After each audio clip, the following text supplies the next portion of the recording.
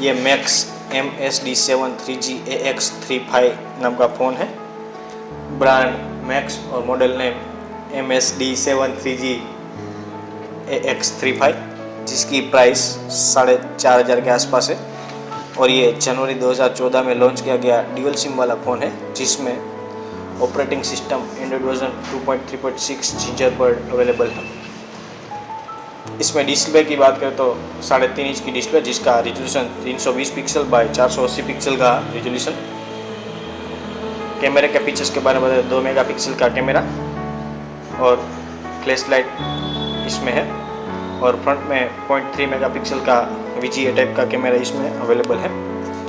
Connectivity देखें तो आप इस फ़ोन को वाईफाई, ब्लूटूथ, USB से फ़ोन को कनेक्ट कर सकते हैं, और GPS सिस्टम भी इसमें अवेलेबल है।